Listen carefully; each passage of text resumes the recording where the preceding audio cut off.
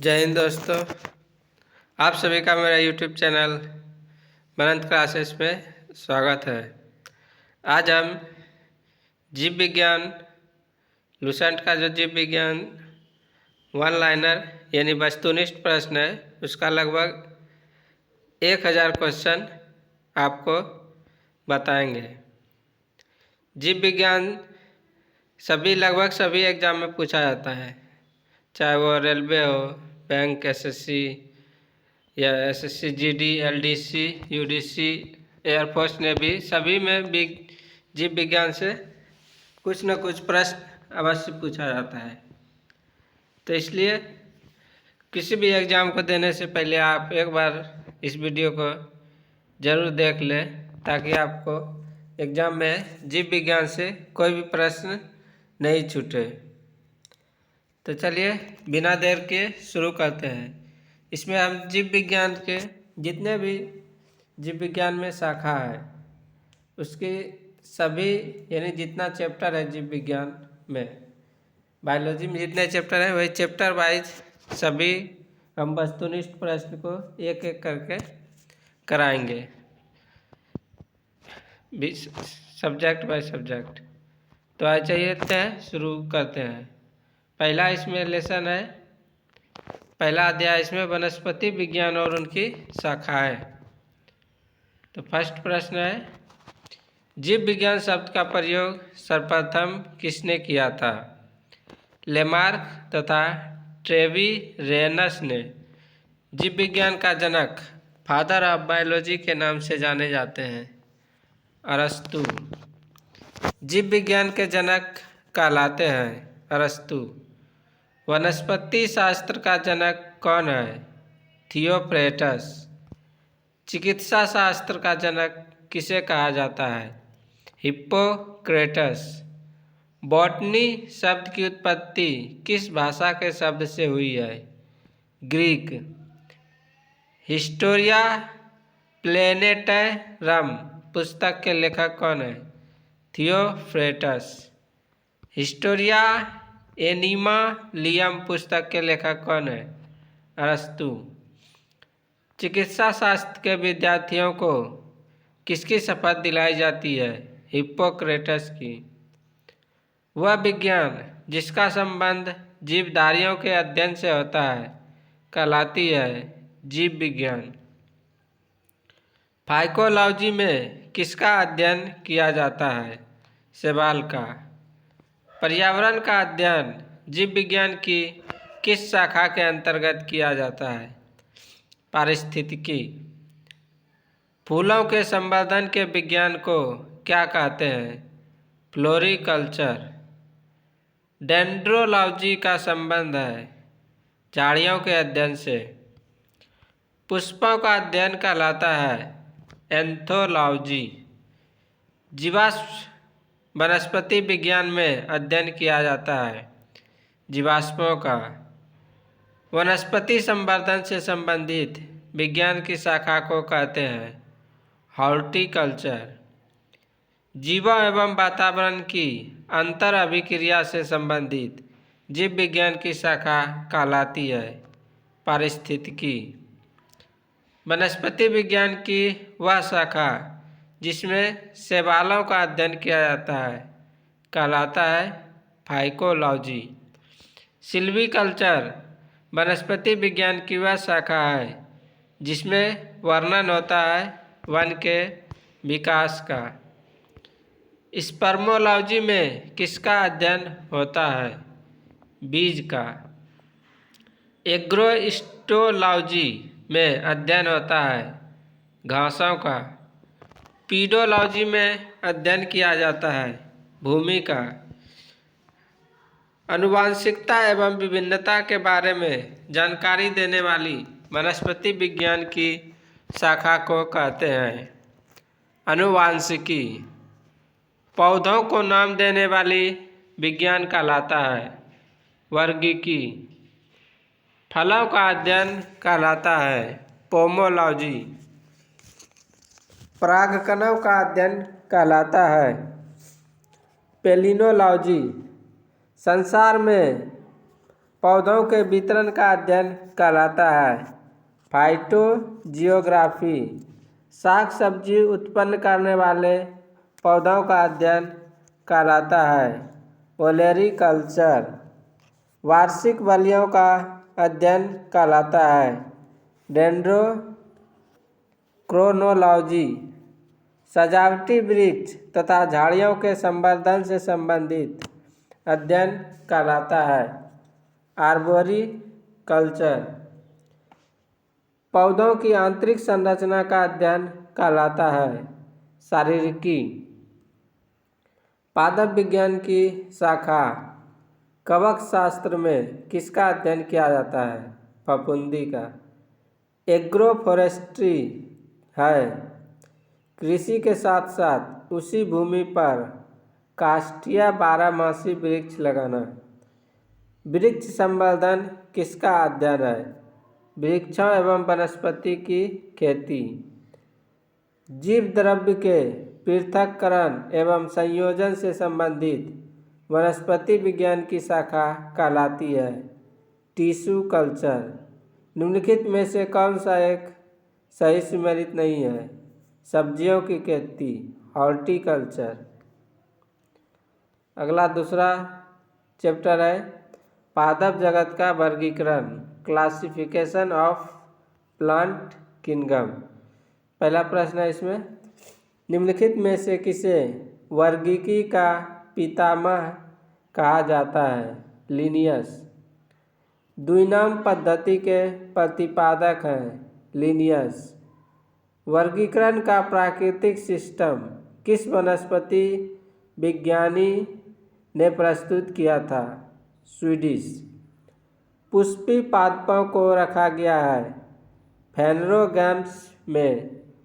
अपुष्पी पादपों को रखा गया है क्रिप्टोगैम्स में। वर्गीकरण की आधारीय इकाई है स्पीशीज। हाइड्रोफाइट्स होते हैं जलीय पौधे।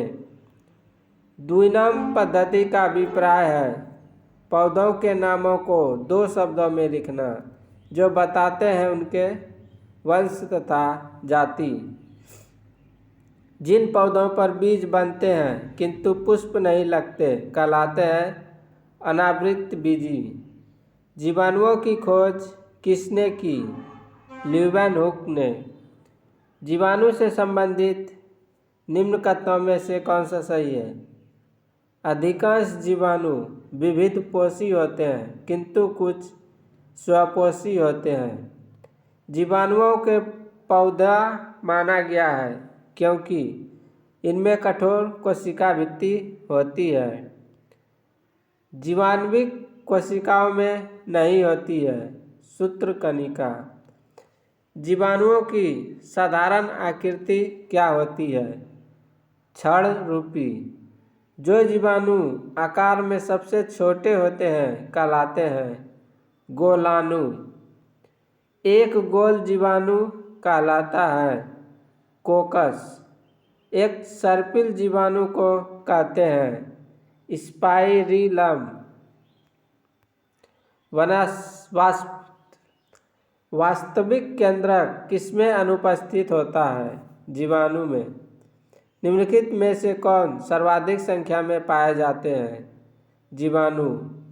बैक्टीरिया में पाए जाने वाले प्रकाश संश्लेषी आशय कहलाता है वर्णकीलवक। पाश्चर प्रसिद्ध है रोगों की जर्म थ्योरी के लिए। निम्न में से सबसे छोटा जीव है माइकोप्लाज्मा।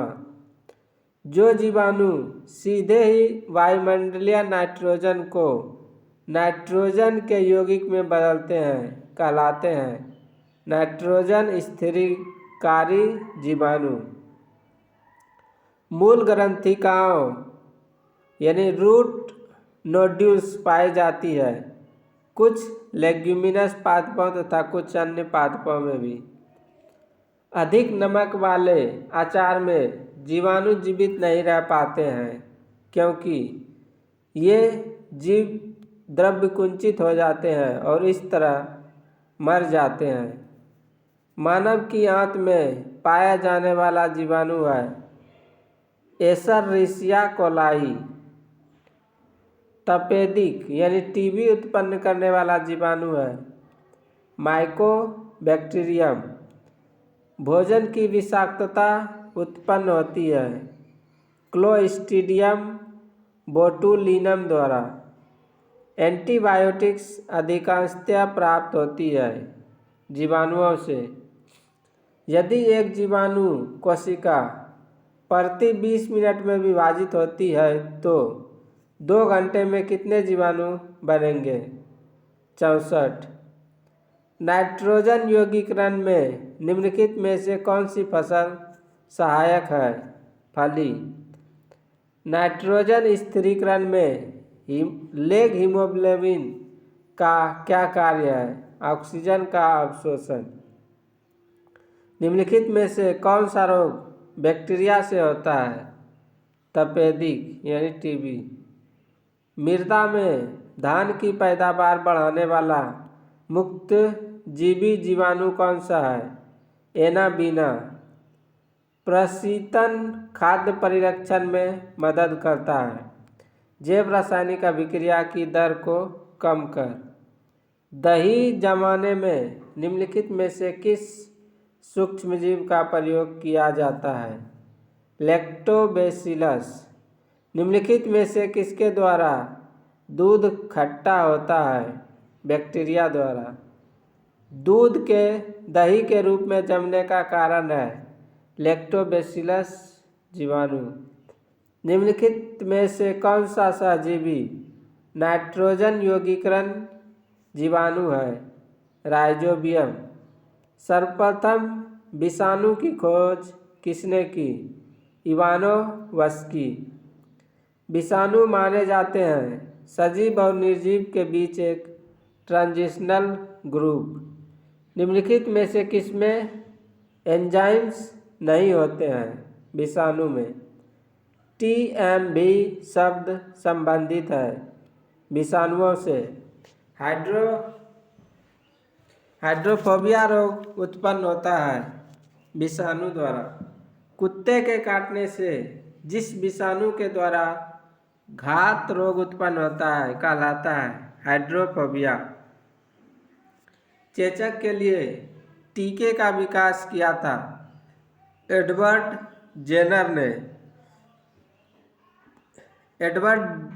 जेनर ने खोज की चेचक के टीके का। विषाणु वृद्धि करता है जीवित कोशिका में। विषाणु निर्जीव माने जाते हैं क्योंकि ये क्रिस्टलाइज हो सकते हैं। एंजाइम अनुपस्थित होते हैं विषाणुओं में। एड्स का कारण है T4 लिम्फोसाइट की कमी। HIV द्वारा होने वाला रोग है एड्स। एड्स वायरस क्या होता है? एक सूची RNA। एड्स का कारण है वायरस। इबोला क्या है? वायरस। एड्स फैलता है शारीरिक संपर्क से। विषाणु में क्या होता है? न्यूक्लिक एसिड और प्रोटीन।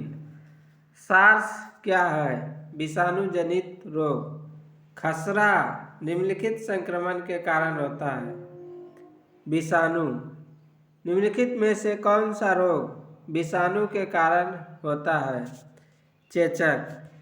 जंतुओं में होने वाली फुट एंड माउथ रोग किसके कारण उत्पन्न होती है? विषाणु। आलू में मोज़ेक रोग का कारक तत्व है विषाणु। शैवाल विज्ञान किसका अध्ययन है? शैवाल का। शैवाल की कोशिका भित्ति किसकी बनी होती है? सेलुलोज की। हाइड्रा की स्रावी कोशिकाओं में कौन सा सहजीवी शैवाल मिलता है? यूक्लोरेला। सरगासो समुद्र का नाम पड़ा शैवाल के कारण। गलकंड रोग से बचा जा सकता है और कुछ समुद्री खरपतवार खाने से इसका इलाज होता है क्योंकि इनमें प्रचुर मात्रा में होता है। आयोडीन। किस शैवाल से आयोडीन प्राप्त होती है? लेमिनेरिया। कैल्प प्राप्त होता है समुद्री शैवाल से। निम्नलिखित में से कौन सा स्वपोषित है शैवाल? निम्नलिखित में से कौन सा एक जीव चावल की फसल के लिए जैव उर्वरक का कार्य करता है? नीलहरित शैवाल। अंतरिक्ष कार्यक्रमों में ऑक्सीजन की आपूर्ति को नियंत्रित करने के लिए प्रयुक्त किए जाने वाले एक कोशिकीय शैवाल का नाम है क्लोरेला। लाल सागर का लाल रंग किसकी उपस्थिति के कारण होता है? शैवाल। एगार एगार किससे तैयार होता है? शैवाल से। वनस्पति जगत के गैर हरित विषमपोषित पौधे कौन से होते हैं? फंजाई। कवकों की कोशिका भित्ति किसकी बनी होती है? काइटिन व हेमीसेल्यूलोज की। कवकों द्वारा संचित भोज्य पदार्थ किस रूप में संचित होते हैं? ग्लाइकोजन के रूप में। सभी कवक सदैव होते हैं विविध पोषी।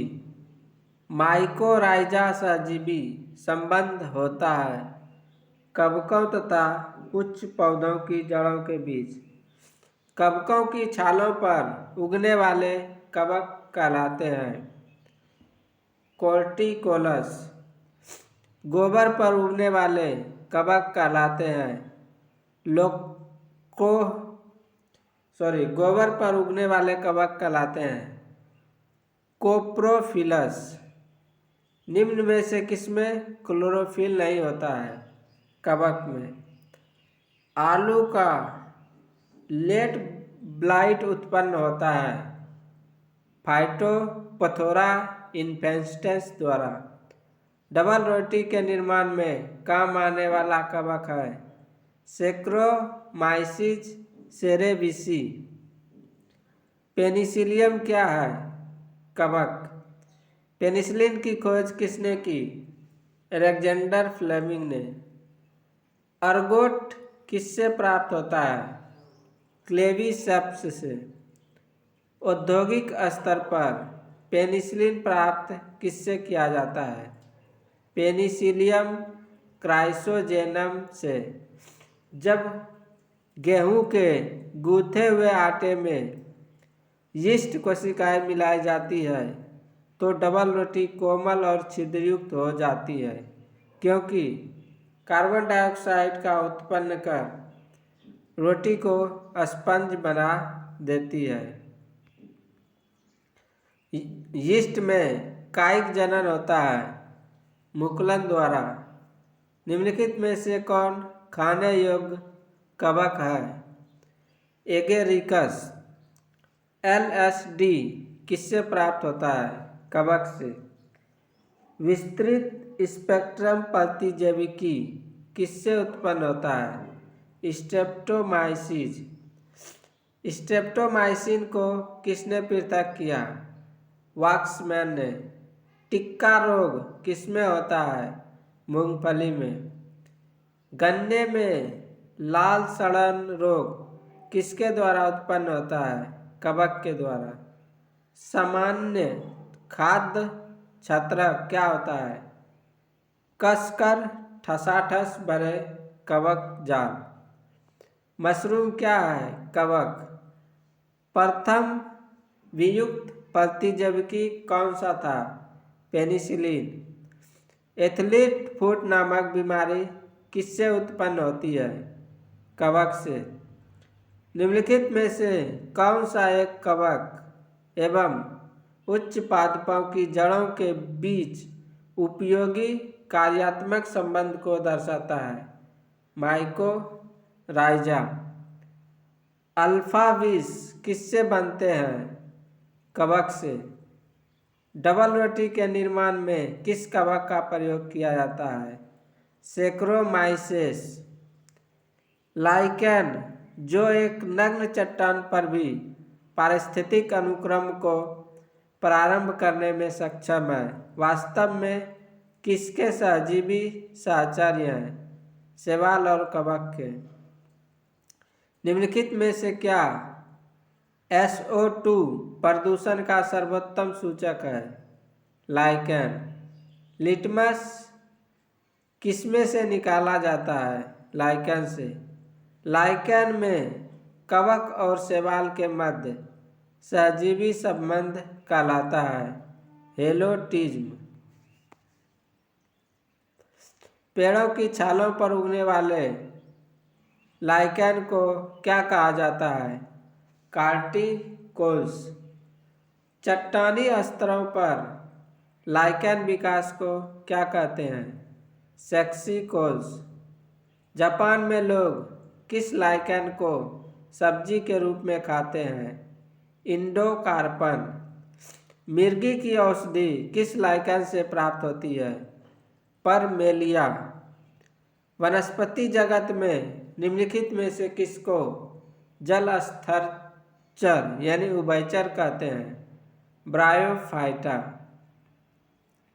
जल के स्थान पर मूलाभास पाया जाता है ब्रायोफाइट्स में। ब्रायोफाइट्स में सम्मिलित है लीवरवर्ट एवं मॉस। बीजों की प्रकृति किसमें उत्पन्न हुई? टेरिडोफाइट्स में। जलीय फर्न जिसे जैव उर्वरक के रूप में प्रयुक्त किया जाता है वह है एजोला।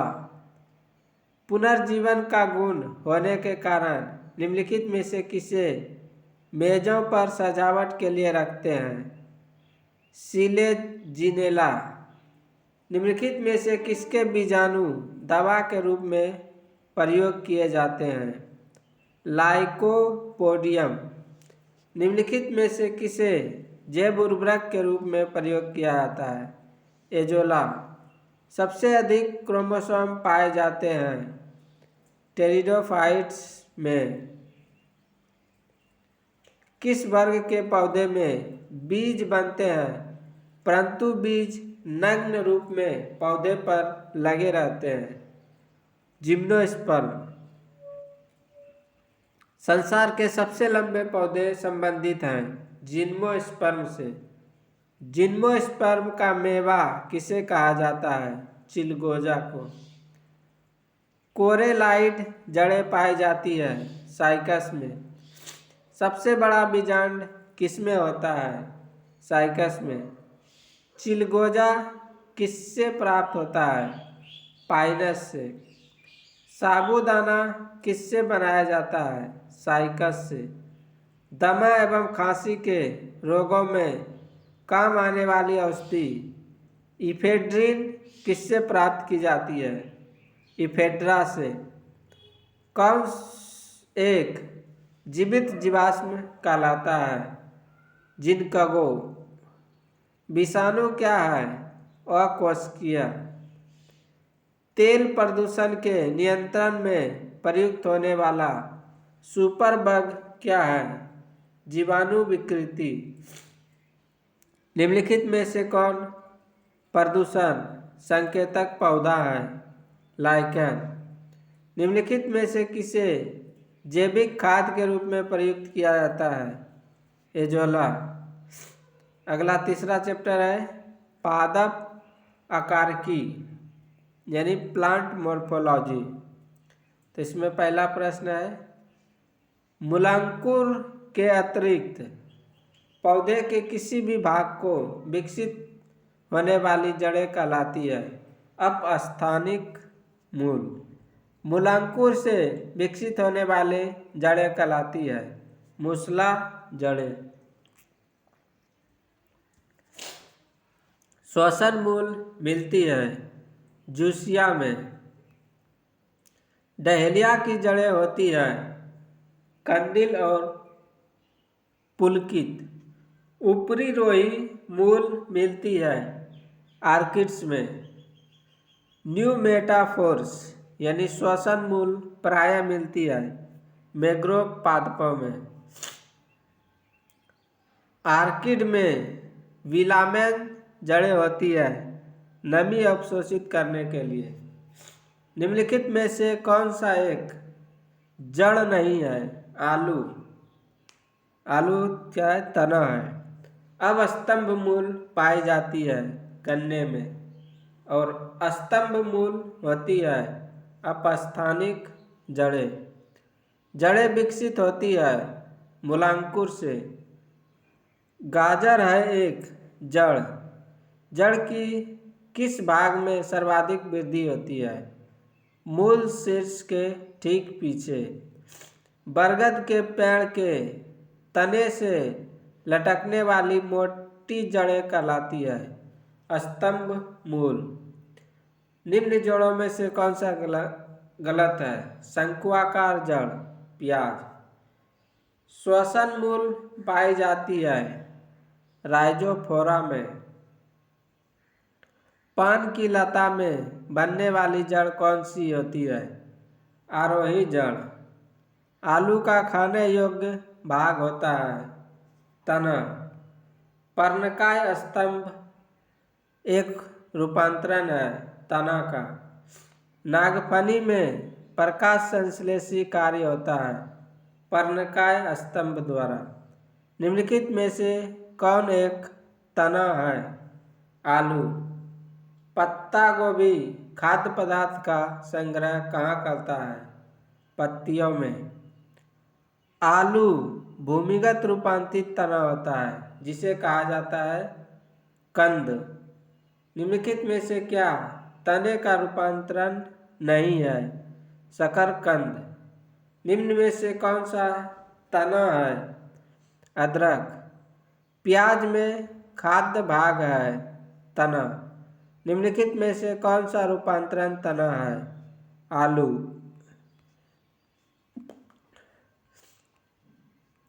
निम्न में से किसकी पत्ती में पर्णदल प्रायः न्यूनीकृत होता है? शुष्कोद्भिद।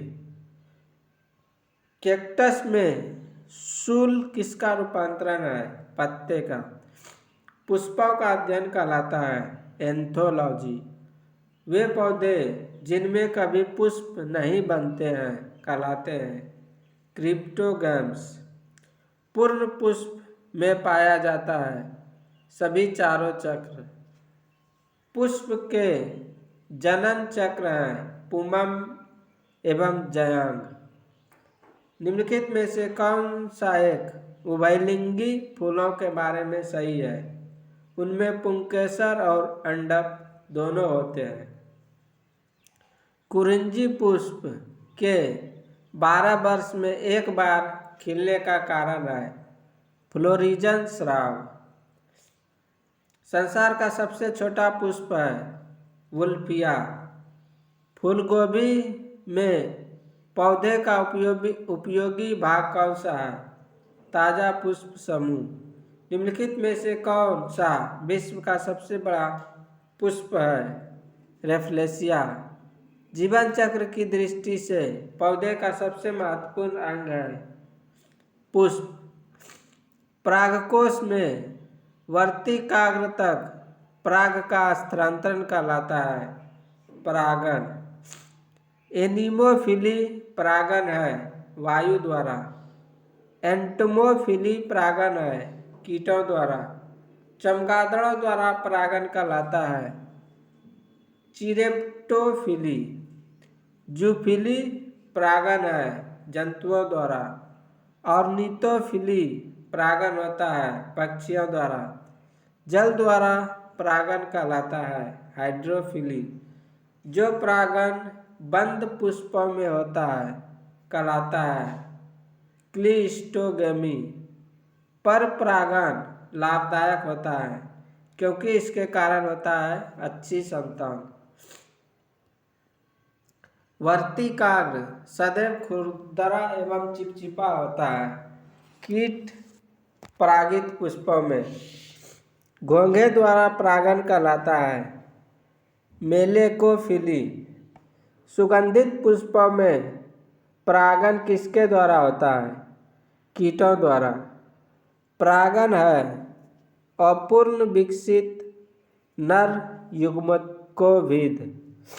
कीटों द्वारा परागित फूलों के परागण होते हैं, रुक्ष और चिपचिपे। निषेचन क्या है? एक नर युग्मक का अंडाणु से संयोजन। निषेचन के पश्चात बीजों के बीजावरण विकसित होते हैं अध्याय वर्णों से। द्विनिषेचन मुख्य लक्षण है आवृत बीजियों का। अनिषेक जनन होता है बिना निषेचन के अंडाणु का परिवर्धन। बिना निषेचन के एक अंडाशय के फल में विकसित होने को कहते हैं पार्थिनोकॉर्फी। निम्नलिखित में से कौन सा फल अनिषेक फलनीय है? केला। गुद्देदार थैलमस किसमें खाने योग्य होता है? सेब में। निम्नलिखित में से किस एक की खेती पौधे का प्रतिरोपण करके की जाती है? प्याज। एक सत्य फल परिवर्धित होता है अंडाशय से। आभासी फल का उदाहरण है सेब। नारियल तथा आम के फल होते हैं डूब। पके हुए आम का खाने योग्य अकारकीय भाग होता है मध्य फल भित्ति। नारियल का खाने योग्य भाग होता है भ्रूणपोष। लीची फल का खाने योग्य भाग होता है एरिल। सेब व नाशपाती में खाने योग्य भाग होता है मांसल पुष्पासन। फलों का वह प्रकार जिसमें लीची को रखा जा सकता है वह नट। बीज रहित फल प्राप्त किया जा सकता है हार्मोन्स के व्यवहार द्वारा। अनानास किस प्रकार का फल है? साइकोनस। निम्न में से कौन सा युग्म सुमेलित है? केला बेरी से संबंधित है। किस पौधे का फल भूमि के नीचे पाया जाता है? मूंगफली। नाशपाती का कौन सा भाग खाया जाता है? गुद्देदार पुष्पासन। किस पौधे में बीज होता है लेकिन फल नहीं होता है? साइकस। बीज विकसित होता है बीजांडों से। भ्रूण किसमें मिलता है? बीज में। आर्किड के बीज होते हैं हल्के तथा शुष्क। सामान्यतः अंकुरण के लिए किसकी आवश्यकता नहीं होती है? प्रकाश की। स्वजीव प्रजक अंकुरण किसमें पाया जाता है? राइजोफोरा में। अधोभूमिक अंकुरण पाया जाता है मक्का में। भूमपोरिक अंकुरण पाया जाता है अरंडी में। पौधों में पितृस्थ अंकुरण का अभिप्राय है जनक वृक्ष पर लगे हुए फल के भीतर बीजों का अंकुरण।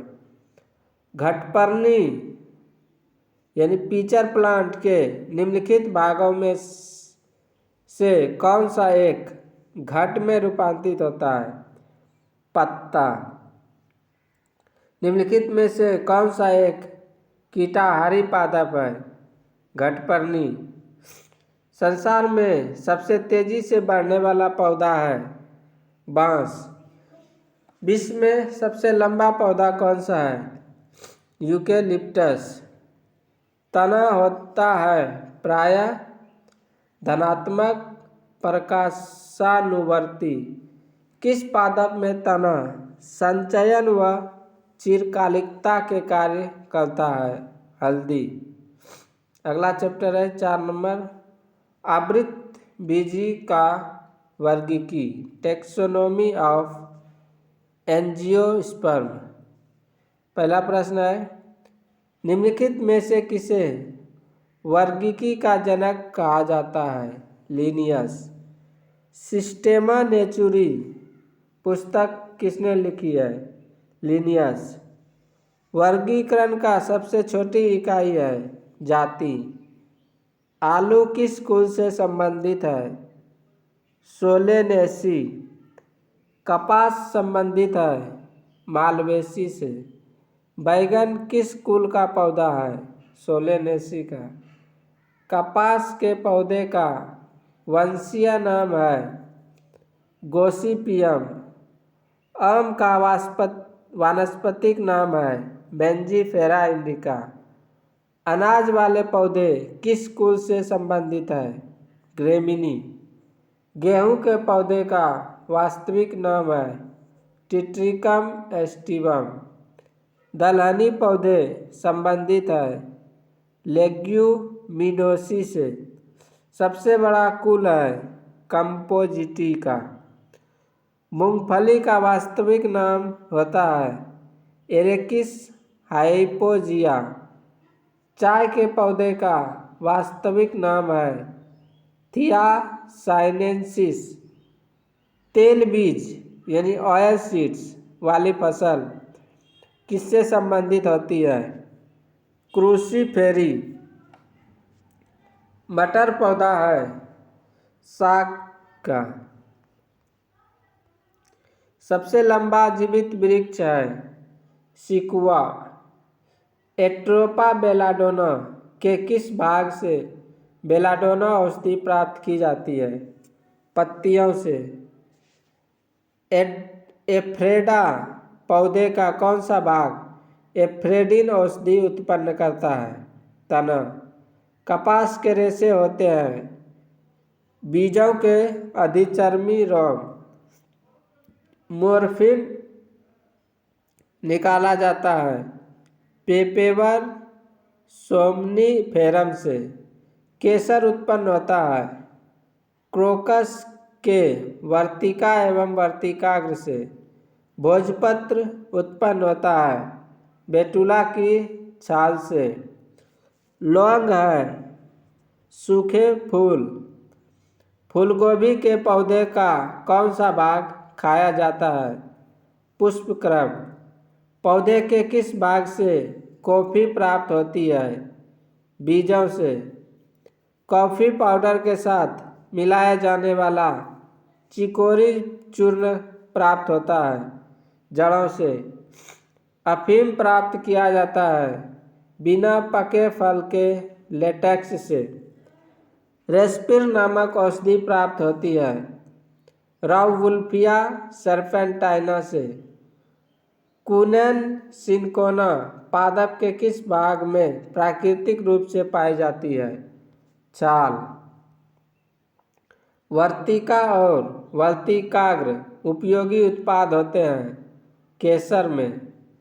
हल्दी चूर्ण टर्मेरिक पौधे के किस भाग से प्राप्त होता है? शुष्क प्रकंद से। निम्न में से कौन सा एक मानव निर्मित धान्य है? ट्रिटिकेल। विटामिन सी का सबसे अच्छा स्रोत है आंवला। तंबाकू की पत्तियों में होता है निकोटीन। उच्च रक्तदाब को रोकने हेतु औषधि प्राप्त होती है राउवुल्फिया जाति से। भारत की प्रमुख धान्य फसल है चावल। दालें किसका एक अच्छा स्रोत होता है? प्रोटीन। किस वनस्पति खाद्य में अधिकतम प्रोटीन होता है? सोयाबीन। निम्न रेशों में से कौन पौधे के तने का उत्पादन नहीं है? कपास। सिनकोना की छाल से प्राप्त औषधि को मलेरिया उपचार के लिए प्रयुक्त किया जाता था। किस कृत्रिम औषधि ने इस प्राकृतिक उत्पाद को प्रतिस्थापित किया है? क्लोरोक्विन। निम्नलिखित में से कौन सी फसल मृदा को नाइट्रोजन से भरपूर कर देती है? मटर। इस पेड़ का छाल मसाले के रूप में प्रयोग की जाती है दालचीनी। निम्नलिखित में से किसमें प्रोटीन का सबसे अधिक स्रोत पाया जाता है? सोयाबीन। तारपीन का तेल प्राप्त किया जाता है चीड़ से। सामान्य प्रयोग में आने वाला मसाला लौंग कहाँ से प्राप्त होता है? फूल की कली से। हशीश पौधे से प्राप्त की जाती है। यह बताइए कि वह पौधे के किस भाग से प्राप्त की जाती है? तने व नर पुष्पक्रम के निःस्राव से। बांस को किसमें वर्गीकृत किया जाता है? घास में। धनिया में उपयोगी अंश होता है पत्ते व सूखे फल। जैव ईंधन किसके बीज से प्राप्त होता है? जेट्रोफा। किस पादप को शाकीय भारतीय डॉक्टर कहते हैं? आंवला। गाजर का रंग किसकी मौजूदगी के कारण ऐसा होता है? कैरोटीन। पपीते में पीले रंग का कारण है? कैरिका जैंथिन। मिर्च की तीक्ष्णता का कारण है? कैप्साइसिन की उपस्थिति। क्रिकेट के बल्ले बनाने के लिए निम्नलिखित में से किस लकड़ी का प्रयोग किया जाता है? Salix purpurea. फलीदार पादपों की जड़ों में उपस्थित गांठों में पाए जाने वाले नेत्रजन स्थिरीकरण जीवाणु है सहजीवी। 5 जगत वर्गीकरण किसने किया था? व्हिटेकर। केसर मसाला बनाने के लिए पौधे का निम्नलिखित में से कौन सा भाग उपयोग में लाया जाता है? वर्तिकाग्र। चंदन के पेड़ को क्या माना जाता है? आंशिक मूल परजीवी। दालें पादपों के इस कुल से प्राप्त होती है? लेग्यूमिनोसी। पत्ती के लाल, नारंगी और पीला रंग डैश के कारण होती है? कैरोटीनॉइड। गेहूं, जौ, नींबू, राई, नारंगी और बाजरा संबंधित है 3 पादप परिवारों से। वर्गीकरण की कैरोलस लिनियस प्रणाली है द्विपद प्रणाली। अगला चैप्टर है 5 नंबर पादप कार्यकी प्लांट साइकोलॉजी। इसमें पहला प्रश्न है परासरण की परिभाषा है अर्धपारगम्य कला में होकर कम से अधिक सांद्रता की ओर विलायक यानी जल का प्रवाह। अधिक लवण वाले विलयन में एक कोशिका को रखने पर वह सिकुड़ जाती है क्योंकि जल बाह्य परासरण द्वारा बाहर निकल जाता है। यदि एक कोशिका आकार में न्यूनीकृत होती है जब यह एक विलयन में सब रख दी जाती है, ऐसा विलयन होता है हाइपरटोनिक। एक कोशिका आयतन में बढ़ती है जब यह रखी जाती है एक अल्प पराश्री विलयन में। बीज फूलते हैं जब जल में रखे जाते हैं अंतः शोषण के कारण। लकड़ी के बने दरवाजों का वर्षा ऋतु में फूलना होता है अंतः शोषण के कारण। उर्वरकों का अतिरिक्त मात्रा में प्रयोग पौधे की मृत्यु का कारण बनता है बाह्य परासरण के कारण। पौधों में जल का परिवहन होता है जाइलम द्वारा। भूमि में पौधों की जड़ों के लिए उपलब्ध जल होता है केशिका जल। पौधे की वृद्धि के लिए कितने आवश्यक तत्वों की जरूरत होती है? 16। धान का खैरा रोग या लघुपत रोग किस तत्व की कमी से होता है? जस्ता। फूल गोभी का विटल रोग किस तत्व की कमी से होता है? मैग्नीशियम। पत्तियों की हरिहीनता किसकी कमी से होता है? मैग्नीशियम के कारण। पौधों में वाष्पोत्सर्जन किसकी प्रक्रिया है? जल हानि। जल बिंदुओं के रूप में जल की हानि क्या कहलाती है? बिंदु स्राव। वाष्पोत्सर्जन में होता है। पत्तियों से पानी वाष्प के रूप में निकलता है। वाष्पोत्सर्जन मापी यंत्र है पोटोमीटर। पौधे में वाष्पोत्सर्जन की क्रिया किसमें होती है? पूरे पौधे में। वह दशा जिसमें वाष्पोत्सर्जन अधिक तेजी से होती है निम्न नमी व उच्च तापमान। पत्तियों के दो मुख्य कार्य होते हैं, प्रकाश संश्लेषण व वाष्पोत्सर्जन। पौधों में होने वाली क्रियाओं में से एक जो इनका तापमान कम कर सकती है वह है वाष्पोत्सर्जन। किस क्रिया के फलस्वरूप पौधों में ऑक्सीजन का निकास एक कार्बन डाइऑक्साइड का अवशोषण होता है? प्रकाश संश्लेषण।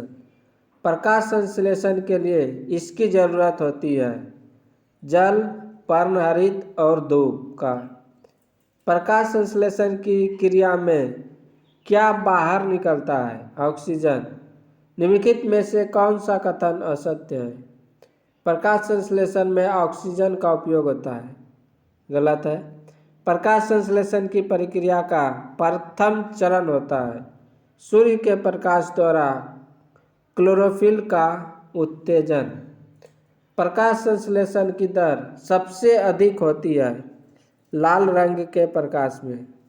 प्रकाश संश्लेषण की दर सबसे कम होती है बैंगनी रंग के प्रकाश में। हरे रंग का पदार्थ जो पौधों में प्रकाश संश्लेषण करता है वह निम्नलिखित में कौन है? क्लोरोफिल। प्रकाश संश्लेषण होता है केवल दिन में। प्रकाश संश्लेषण के लिए कौन सा गैस आवश्यक है? Carbon dioxide. पौधे व पेड़ का खाना तैयार करने की प्रक्रिया कहलाती है फोटोसिंथेसिस। क्लोरोफिल में कौन सा परफॉरिन होता है? मैग्नीशियम। सर्वाधिक प्रकाश संश्लेषी क्रियाकलाप कहाँ चलता है? प्रकाश के नीले व लाल क्षेत्र में। प्रकाश संश्लेषण का अंतिम उत्पाद है कार्बोहाइड्रेट। निम्नांकित ऊर्जा रूपांतरों में से किसके द्वारा प्रकाश संश्लेषण की क्रिया संपादित होती है? प्रकाश से रासायनिक ऊर्जा। प्रकाश संश्लेषण में पर्णहरित की भूमिका है प्रकाश का अवशोषण। प्रकाश संश्लेषण में पौधे कौन सी गैस का अवशोषण करते हैं? Carbon dioxide. प्रकाश संश्लेषण में हरे पौधों द्वारा कौन सी गैस छोड़ी जाती है? ऑक्सीजन। प्रकाश संश्लेषण के समय निकलने वाली गैस का क्या नाम है? ऑक्सीजन। ऑक्सीजन जो प्रकाश संश्लेषण से उत्पन्न होती है आती है जल से। प्रकाश संश्लेषण होता है क्लोरोप्लास्ट में। प्रकाश संश्लेषण का प्रथम स्थिर यौगिक है ग्लूकोज। ऐसी जैविक क्रिया जिसमें शर्करा व वसा का ऑक्सीकरण होता है तथा ऊर्जा मुक्त होती है कहलाती है श्वसन। श्वसन मापन का यंत्र कहलाता है रेस्पिरोमीटर। कार्बन डाइऑक्साइड गैस मुक्त होती है श्वसन के अंतर्गत। रात्रि में वृक्षों के नीचे सोने की सलाह नहीं दी जाती है क्योंकि यह रात्रि के समय कार्बन डाइऑक्साइड छोड़ते हैं। एटीपी का अभिप्राय है एडिनोसिन ट्राइफॉस्फेट। अनॉक्सी श्वसन में अंतिम उत्पाद होता है एथाइल अल्कोहल। ऑक्सी श्वसन का अंतिम उत्पाद होता है कार्बन डाइऑक्साइड तथा जल। भूमि में अधिक गहराई पर बोए गए बीज प्रायः अंकुरित नहीं होते हैं क्योंकि इन्हें वायु नहीं मिल पाती है। कोशिका के भीतर श्वसन का केंद्र होता है माइटोकॉन्ड्रिया। ग्लाइकोलिसिस का अंतिम उत्पाद होता है पायरुविक अम्ल। निम्न में से कौन सा पादप हार्मोन है? साइटोकाइनिन। 2,4-D है खरपतवारनाशी। हार्मोन के संबंध में कौन सा कथन सही है? यह एक विशेष कार्बनिक यौगिक है जो लघु मात्रा में वृद्धि एवं उपापचयी क्रियाओं को प्रभावित एवं नियंत्रित करते हैं। इन्हें वृद्धि नियंत्रक पदार्थ भी कहते हैं। इसका प्रभाव विभिन्न सांद्रता और विभिन्न अंगों पर अलग अलग पड़ता है। सभी सही है। एंडोल एसिटिक अम्ल क्या है? ऑक्सिन। ऑक्सिन से संबंधित कौन सा कथन सही है? इसके कारण पौधों में शीर्ष प्रमुखता हो जाती है। यह पत्तियों का विगलन रोकता है। यह खरपतवार को नष्ट करता है। सभी सही है। किस पादप हार्मोन के छिड़काव से अनिषेक फल प्राप्त किए जा सकते हैं? ऑक्सिन।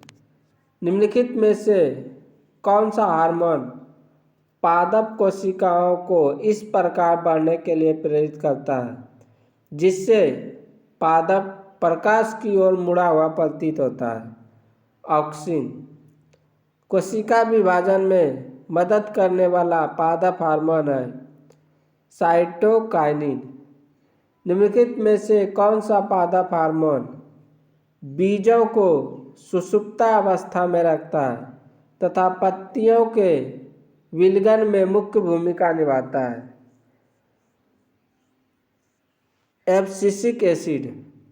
निम्नलिखित में से कौन सा एक प्राकृतिक फल पकाने वाला हार्मोन है? एथिलीन। प्रकाशानुवर्ती संचलन किसके द्वारा नियंत्रित किया जाता है? ऑक्सिन।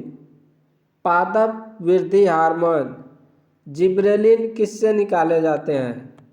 कवक से। निम्न में से कौन से एक खरपतवार मारक है? 2,4-D। पादप वृद्धि अनुमापन के साथ किस भारतीय वैज्ञानिक का नाम जुड़ा है? जेसी बॉस। निम्न में से किस पेड़ को अपनी वृद्धि के लिए सर्वाधिक मात्रा में जल की आवश्यकता होती है? यूकेलिप्टस। ऑक्जेनोमीटर का प्रयोग करते हैं वृद्धि के मापने में। पौधों में वृद्धि होती है जीवन पर्यंत। समय और आकार के संदर्भ में होने वाली वृद्धि को ग्राफ पर अंकित करने पर एस का आकार का वक्र बनता है जिसे कहते हैं सिग्माइड वक्र।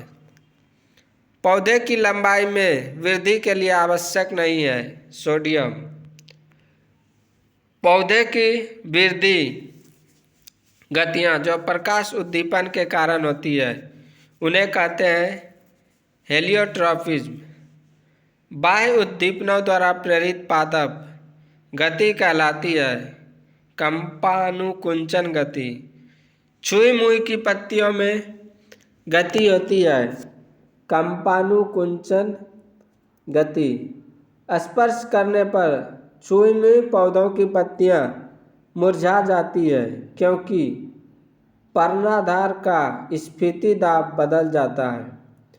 सूर्य के प्रकाश की ओर बढ़ते हुए प्ररोह का मुड़ना कहलाता है हेलियोट्रॉपिज्म।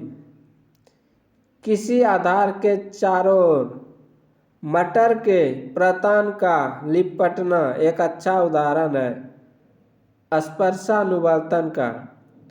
सनड्यू तथा वीनस फ्लाईट्रैप कीटभक्षी पौधे में गति होती है स्पर्शानुकंची गति। जड़ें धनात्मक भूम्यानुवर्तन होती है अधिकांशतः। मृदा द्वारा जल के अवशोषण से संबंधित सिद्धांत क्या है? केशिका क्रिया। जिस रूप में पौधे नाइट्रोजन प्राप्त करते हैं वह है नाइट्रेट।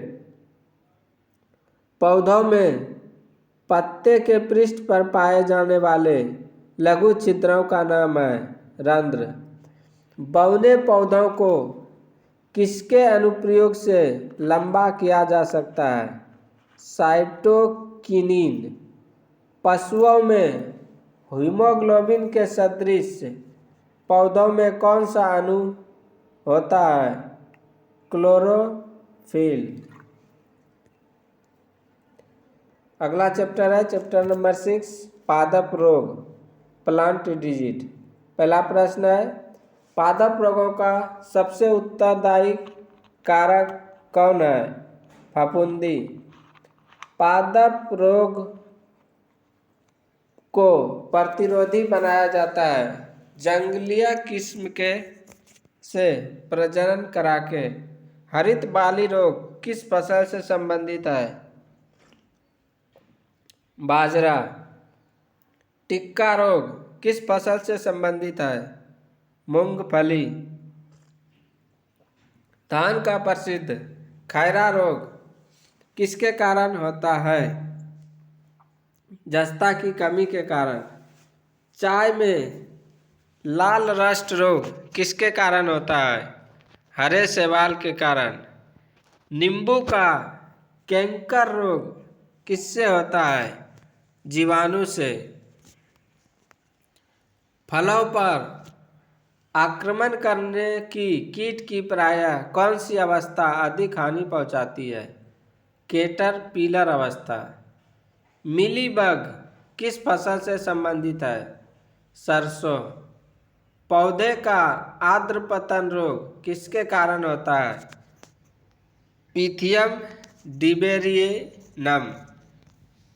अग्नि निर्जा रोग किससे संबंधित है? सेब। गन्ने का लाल सड़न रोग किसके कारण बनती है? कॉलेटोट्राइकम फेलकेटम। मूंगफली में होने वाला टिक्का रोग के लिए उत्तरदायी कवक है? सर्कोस्पोरा पर्सोनेटा। निम्नलिखित में से किस कवक के कारण बाजरे में ग्रीन एयर रोग होता है? इसके लेरोस्पोरा ग्रेमिकोला। आलू में होने वाले उत्तर भावी अंगमारी रोग के लिए उत्तरदायी कवक है? फाइटोप्थेरा इन्फेस्टेंस। सिट्रस कैंकर है नींबू का एक रोग। निम्नलिखित में से कौन सा कवक जनित पादप रोग नहीं है? तंबाकू का मोजैक रोग। रिंग रोग के नाम से जाना जाता है? सेथिल रोग। आलू में ब्लैक हार्ट का कारक कौन है? ऑक्सीजन की कमी। निम्नलिखित में से कौन सा एक सही सुमेलित नहीं है? धान। हरित बाली रोग। करनाल बंट एक बीमारी है गेहूं की। गेहूं से संबंधित रस्ट रोग पर कार्य करने वाले वैज्ञानिक हैं? केसी मेहता। अगला चैप्टर है पादप उत्तक, प्लांट टिश्यू। इसमें पहला प्रश्न है, वह उत्तक जो द्वितीय वृद्धि के लिए उत्तरदायी है? कैम्बियन उत्तक। व्यापारिक कॉर्क प्राप्त होती है कॉर्क कैम्बियन से। पौधों में फ्लोएम मुख्यतः उत्तरदायी है आहार वहन के लिए। पेड़ पौधों में जाइलम मुख्यतः जिम्मेवार है जल वहन के लिए। एक वृक्ष की आयु का पता किसके द्वारा लगाया जा सकता है? वार्षिक बलियों की गिनती करके। वायुतक किन पौधों में पाया जाता है? हाइड्रोफाइट्स। आर्किड का विलेमान उत्तक पाया जाता है मूलों में। निम्न में से किसकी सक्रियता के कारण वृद्धि वलय बनती है? अंतर अम्बिया एधाकी। समुद्र के किनारे उगने वाले वृक्षों में वार्षिक वलय नहीं होते हैं क्योंकि स्पष्ट जलवायु विभिन्नता नहीं होती है। एक वृक्ष के पुराने तने की अनुप्रस्थ काठ में 50 वार्षिक वलय मिलते हैं। वृक्ष की आयु होगी 50 वर्ष। यदि सन 1985 में एक वृक्ष में एक साइन बोर्ड की कील भूमि से 5 फीट की ऊंचाई पर लगाई गई, सन 1998 में यह कील कितनी ऊंची होगी? यदि वृक्ष प्रति वर्ष 4 इंच लंबाई में बढ़ता है तो 5 फीट ही रहेगा, क्योंकि वृक्ष की लंबाई ऊपर बढ़ती है, नीचे की ओर नहीं। जलोद्भिद निम्न में से किसकी उपस्थिति के कारण जल पर तैरता है? वायु तक की उपस्थिति कारण। शीर्षस्थ विभाज्योतक उत्तरदायी होता है लंबाई में वृद्धि के लिए। रंध्रों की संख्या न्यूनीकृत होती है तथा ये धसे होते हैं मरुद्भिदों में। शाखाओं से पत्तियां झड़ जाती है निम्न के कारण से: कॉर्क के बाहर विलगन परत के बन जाने से, विलामेन की आवश्यकता होती है नमी के अवशोषण के लिए। पार्श्व विभाजक उत्तरदायी होता है मोटाई में वृद्धि के लिए। एक काष्ठीय पौधे की आंतरिक छाल का मुख्य कार्य है पत्तियों से पौधों के अन्य भागों को खाद्य परिवहन करना। वाणिज्यिक मूल्य वाला कॉर्क किससे प्राप्त किया जाता है? क्वेकर्स सुबेर से। निम्नलिखित में से किस एक भारतीय वैज्ञानिक ने पादपों में जल की लंबी दूरी के अभिगमन का सिद्धांत प्रस्तुत किया? जेसी बॉस ने। पौधों के कुछ भाग मोड़ने पर बिना टूटे आसानी से मोड़े जा सकते हैं। कुछ भाग जैसे पत्ते और तने की इस नम्रता का कारण किसकी बहुलता को माना जा सकता है? दृढ़ोतक की बहुलता। अगला चैप्टर है पादप आनुवांशिकी, प्लांट जेनेटिक्स। पहला प्रश्न है इसमें, वंशागति के अध्ययन से संबंधित जीव विज्ञान की शाखा है आनुवांशिकी। आनुवांशिकी के जनक वैज्ञानिक है ग्रेगर मेंडली। जिन शब्द का सर्वप्रथम प्रयोग किसने किया? जोहानसन ने। वंशागति की इकाई है जीन। मेंडल ने किस पौधे पर संकरण प्रयोग किया? गार्डन पी यानी मटर का पौधा। बारबेरा मैक्लिंटॉक किस पौधे पर कार्य के लिए प्रसिद्ध है? मक्का। ग्रेगर मेंडल ने निम्न में से किसके प्रतिपादन हेतु प्रसिद्ध है? आनुवांशिकता के नियम। मेंडल द्वारा प्रतिपादित आनुवांशिकता की 3 महत्वपूर्ण नियम संबंध स्थापित करते हैं: पृथक्करण, स्वतंत्र अपव्यूहन एवं प्रभाविता और प्रभाविता का।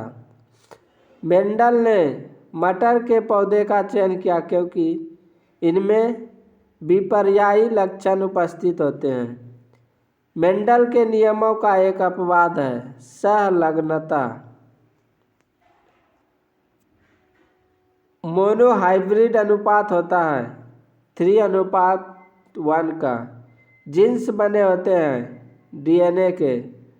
सन 1959 में कृत्रिम रूप से डीएनए को संश्लेषित करने हेतु नोबेल पुरस्कार किसको मिला था? कॉर्नबर्ग को। स्वतंत्र अपव्यूहन का अभिप्राय है एक माता पिता के लक्षणों का पृथक होना। मेंडल की सफलता का मुख्य कारण था उन्होंने मटर के पौधे का चयन किया था। हरगोविंद खुराना को किस आविष्कार के लिए सम्मानित किया गया? जीन संश्लेषण के लिए। प्रयोगशाला में सर्वप्रथम डीएनए का संश्लेषण किया था खुराना ने। किसके द्वारा आनुवंशिकता के विज्ञान को आनुवंशिकी कहा गया? बेटसन के द्वारा। आनुवंशिकी उत्परिवर्तन होता है क्रोमोसोम में। आनुवंशिकता शब्द किसने गढ़ा था? बेटसन ने। चैप्टर नंबर 9 है कोशिका विज्ञान, साइटोलॉजी। पहला प्रश्न है सेल नाम किस जीव वैज्ञानिक ने सर्वप्रथम दिया था? Robert Hooke. कौन सी रचना जंतु कोशिका को वनस्पति कोशिका से विभाजित करती है? सेंट्रियोला। कोशिका में राइबोसोम की अनुपस्थिति में कौन सा कार्य संपादित नहीं होगा? प्रोटीन संश्लेषण। यदि माइटोकॉन्ड्रिया काम करना बंद कर दे तो कोशिका में कौन सा कार्य नहीं होगा? भोजन का ऑक्सीकरण। कोशिका का ऊर्जागृह किसको कहा जाता है? माइटोकॉन्ड्रिया को। निम्नलिखित में से कौन सबसे बड़ा कोशिकांग है? प्लास्टिड।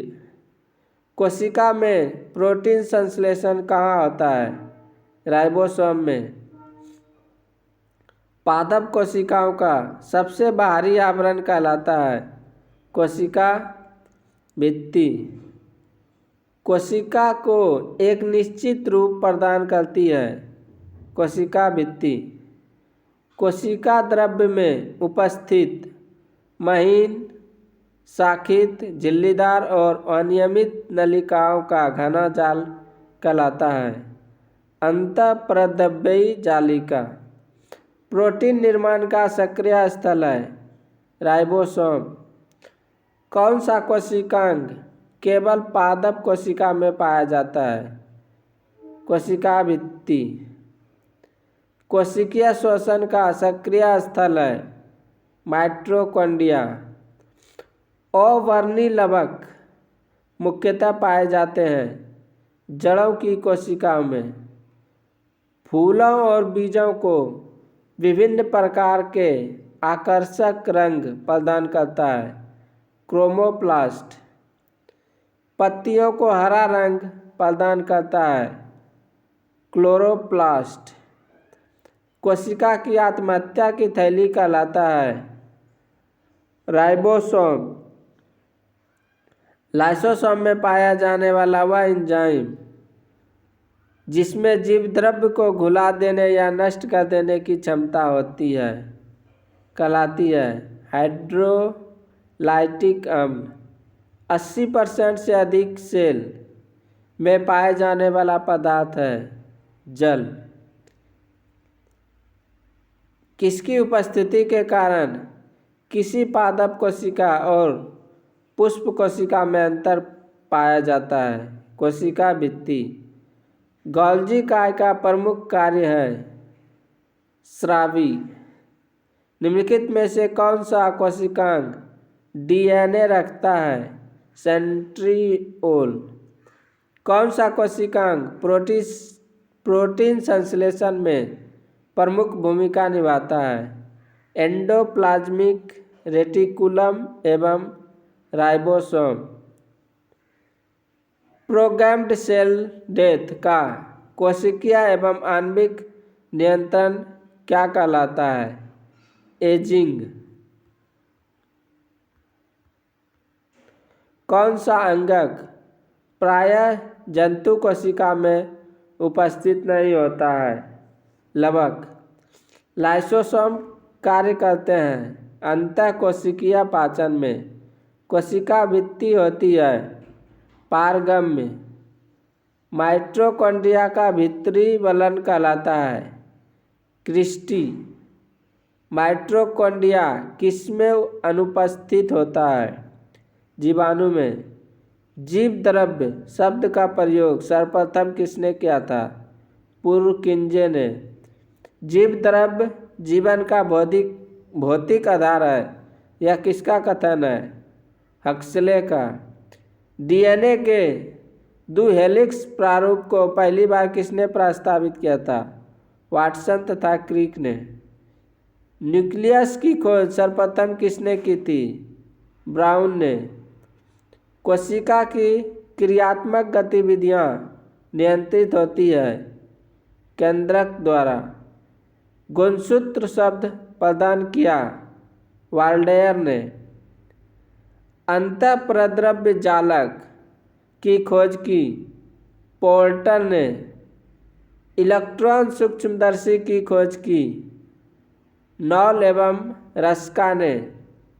वास्तविक केंद्रक किसमें अनुपस्थित होता है? जीवाणु में। सर्वाधिक संख्या में गुणसूत्र पाए जाते हैं ओफियोग्लोसस में। कोशिका का जीवित अंश जीवद्रव्य कहलाता है, यह किससे बना होता है? कोशिका द्रव्य, केंद्रक द्रव्य और अन्य कोशिकांग से। कोशिकीय व आणविक जीव विज्ञान केंद्र कहाँ स्थित है? हैदराबाद में। निम्नलिखित में से सबसे छोटी कोशिका है माइकोप्लाज्मा। कोशिका के बारे में निम्नलिखित में से कौन सा सही नहीं है? सभी देह ऊतकों में एक ही प्रकार के कोशिका विद्यमान होते हैं, यह गलत है। निम्नलिखित कोशिका अंगकों में कौन सा एक अर्धपारगम्य है? कोशिका झिल्ली। निम्नलिखित पोषकों में से कौन सा एक पौधों की कोशिका भित्ति का एक संरचनात्मक घटक है? मैग्नीज। न्यूक्लियस के बाहर डीएनए कहाँ मिलता है? माइटोकॉन्ड्रिया में।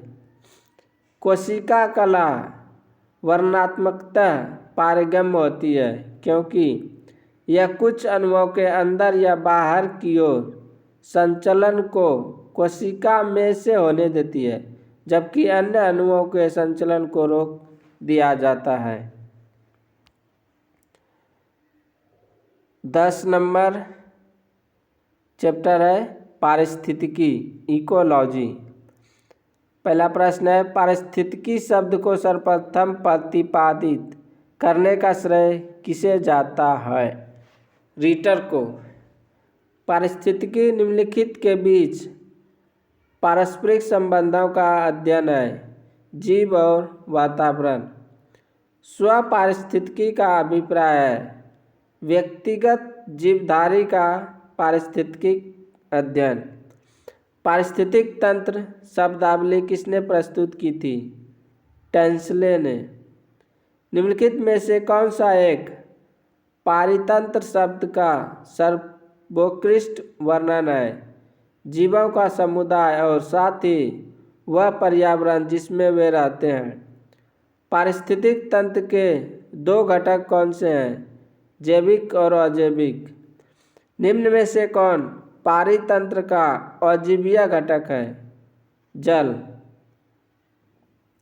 किसी पारिस्थितिक तंत्र में ऊर्जा का प्रवाह होने के बारे में कौन सी श्रृंखला सही है? उत्पादक, उसके बाद उपभोक्ता, उपभोक्ता के बाद अपघटक। खाद्य श्रृंखला बनती है उत्पादक के बाद उपभोक्ता, उपभोक्ता के बाद अपघटकों से। किसी श्रृंखला में प्राथमिक उपभोक्ता होती है शाकाहारी। किसी पारितंत्र में उत्पादकों का कार्य होता है सौर ऊर्जा को पकड़ना एवं इससे रासायनिक ऊर्जा में बदलना। पारितंत्र में ऊर्जा का प्राथमिक या मुख्य स्रोत होता है सूर्य का प्रकाश। किसी पारितंत्र में सबसे बड़ी संख्या होती है प्राथमिक उत्पादकों की। वायु एवं जल की क्रिया द्वारा भूमि का कटाव कहलाता है अपरदन। मृदा अपरदन रोका जा सकता है वनों को उगाने द्वारा। बाढ़ को रोका जा सकता है नदियों पर बांध बनाकर एवं वृक्षारोपण करके। मुख्यतः मैंग्रोव वाले ज्वारीय वन कहाँ पाए जाते हैं? सुंदरबन डेल्टा। मैंग्रोव वनस्पति का मुख्य घटक है राइजोफोरा। समुद्र के किनारे की वनस्पति कहलाती है लवणोद्भिद वनस्पति। न्यूनीकृत पत्तियां और धसे हुए रंध्र किसके प्रमुख लक्षण हैं? शुष्कोद्भिद। मरुद्भिदों में लंबा मूल तंत्र होता है क्योंकि गहरे जल स्तरों से जल अवशोषित करने जड़ें गहराई में चली जाती है। यदि संसार के सभी पौधे मर जाए तो किसकी कमी के कारण सभी जंतु मर जाएंगे? ऑक्सीजन। अधिपादप वैसे स्थानों पर पाए जाते हैं जहाँ पर वर्षा पूरे वर्ष होती है।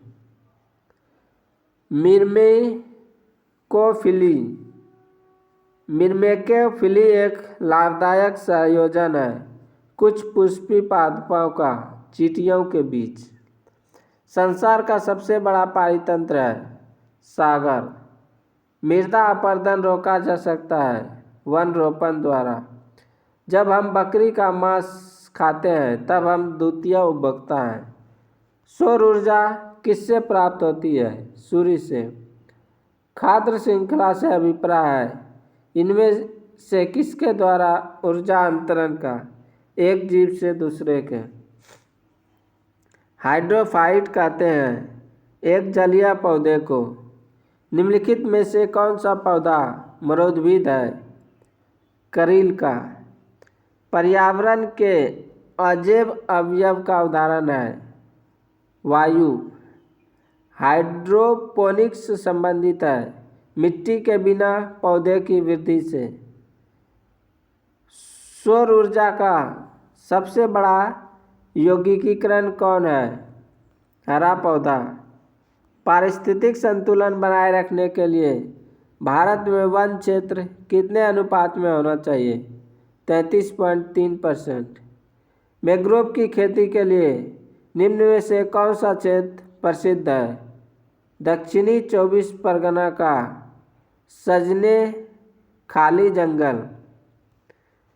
एपीफाइट्स बहुत अधिक विकसित होती ऐसे पौधे हैं जो अन्य पौधों पर निर्भर होते हैं यांत्रिक मदद हेतु।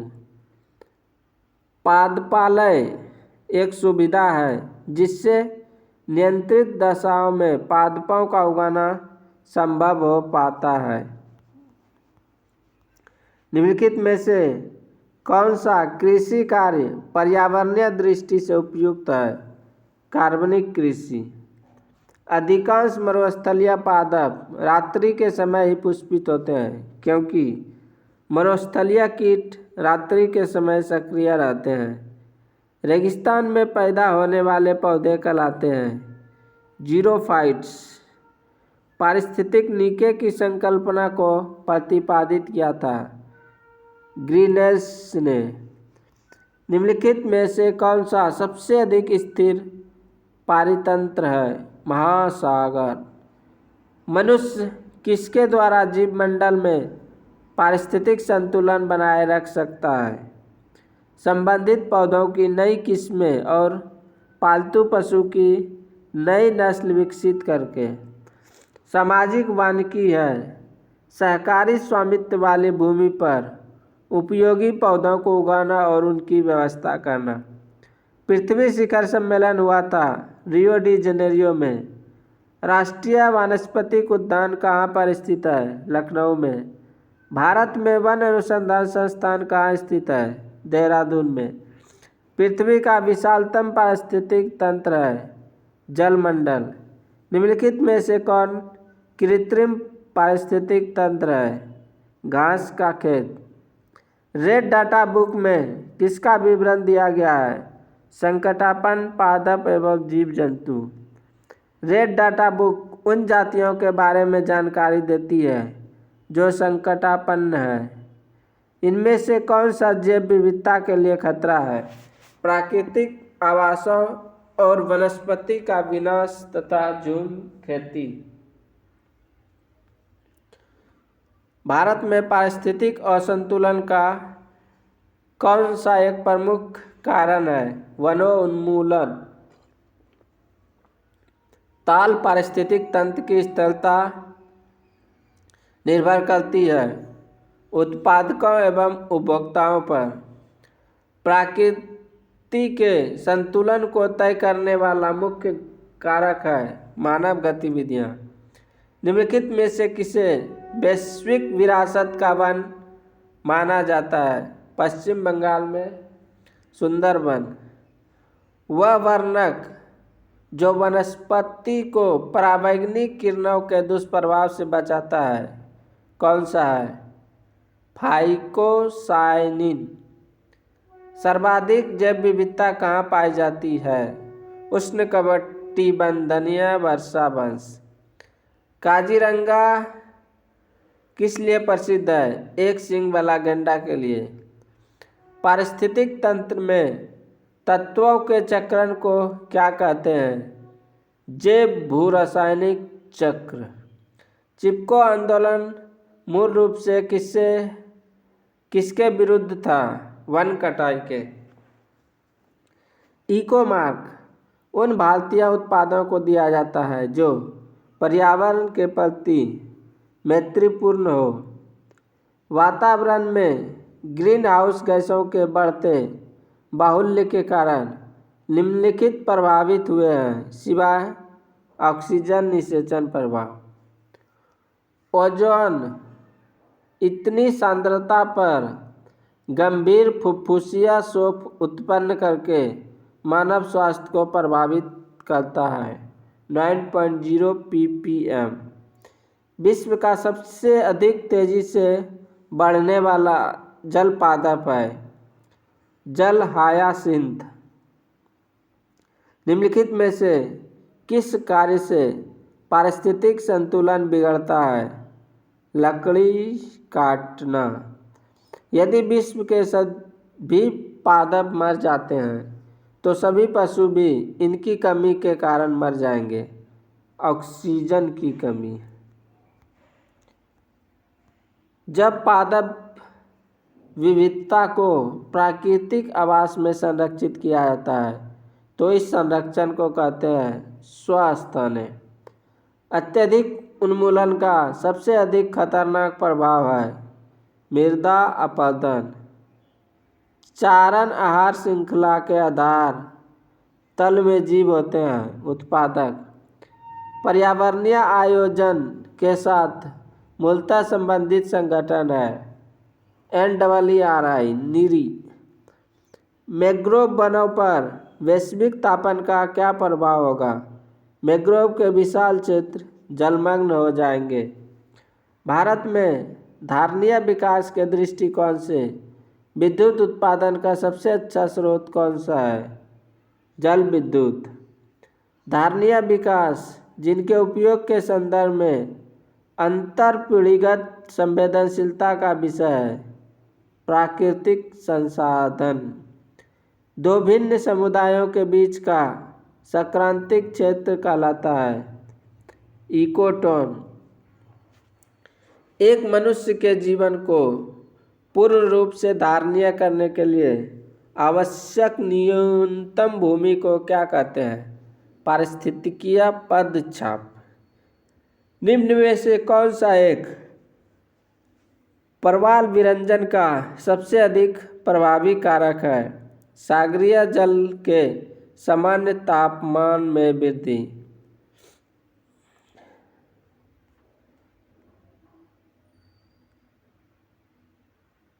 निम्नलिखित में से किस देश में विश्व के तापमानों का आंकड़ा इकट्ठा करने के लिए वैश्विक वायुमंडल चौकसी स्टेशन स्थापित नहीं किया गया है?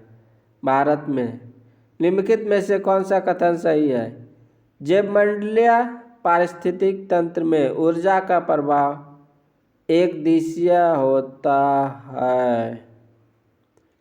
निम्नलिखित में से कौन हरित गृह गैस नहीं है? नाइट्रोजन। निम्नलिखित में से कौन पारिस्थितिक तंत्र के विषय में सही नहीं है? यह एक बंद तंत्र होता है। गलत। पारिस्थितिक तंत्र एक खुला तंत्र है। खाद्य श्रृंखला यानी फूड चैन में मानव है प्राथमिक एवं द्वितीय उपभोक्ता। निम्न में से कौन आहार श्रृंखला का निर्माण करते हैं? घास, बकरी और मानव। पारिस्थितिक विज्ञान केंद्र कहाँ स्थित है? बेंगलुरु में। विश्व पर्यावरण दिवस किस दिन मनाया जाता है? 5 जून को। प्रथम विश्व पर्यावरण दिवस किस दिन मनाया गया था? 1973 ईस्वी में। घटती उत्पादनशीलता के क्रम में पारिस्थितिक तंत्र में निम्नलिखित में से कौन सा सही क्रम है? मैंग्रोव, घास का मैदान, झील और सागर। 11 नंबर चैप्टर है प्रदूषण से संबंधित, पॉल्यूशन। वायु प्रदूषण का विश्वसनीय संकेतक है लाइकेंस तथा मॉस।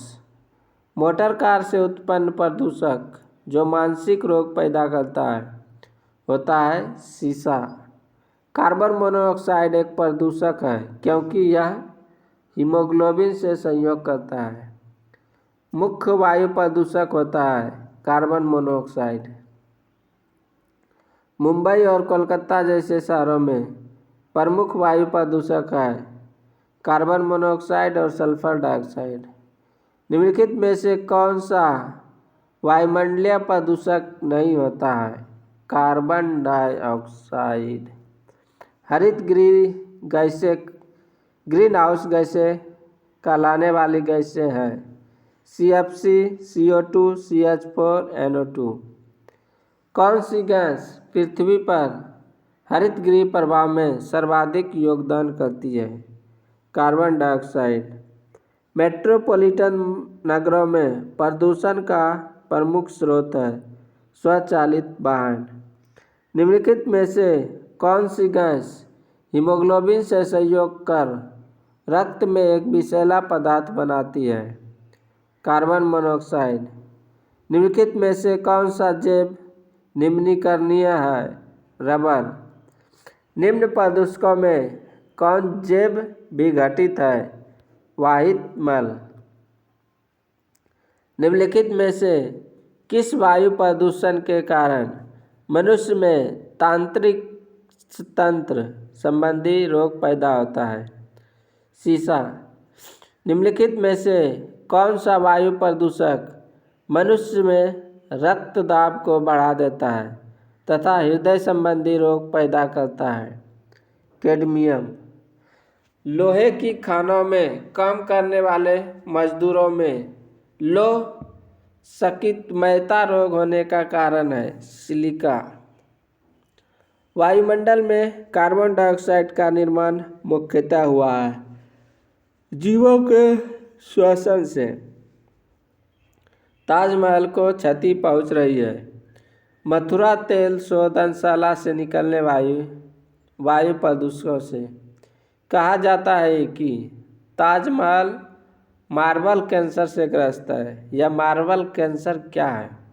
अम्लीय वर्षा जो मार्बल का क्षरण करती है। पृथ्वी के वायुमंडल में उपस्थित ओजोन स्तर पराबैंगनी किरणों के प्रवेश को कम करता है। मिनीमाता महामारी जिसके कारण 1965 में जापान में अनेक लोग मरे थे पानी में इसके प्रदूषण के कारण हुई है। पारद। जल प्रदूषण को मापने हेतु निम्नलिखित में से कौन सी जांच की जाती है? Biomechanical oxygen demand. DDT होता है अजैव अपघटनीय प्रदूषक।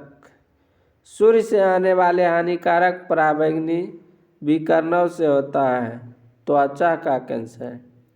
यदि जल का प्रदूषण वर्तमान गति से होता रहा तो अंततः जल पादपों के लिए ऑक्सीजन के अणु अपर्याप्त हो जाएंगे। नदियों में जल प्रदूषण की माप की जाती है ऑक्सीजन की घुली हुई मात्रा से। निम्न में से कौन सी गैस वायु को प्रदूषित नहीं करती है? ऑक्सीजन।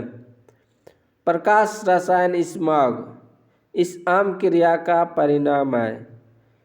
सूर्य प्रकाश की उपस्थिति में नाइट्रोजन डाइऑक्साइड, ओजोन तथा परऑक्सी एसिटिल नाइट्रेट का।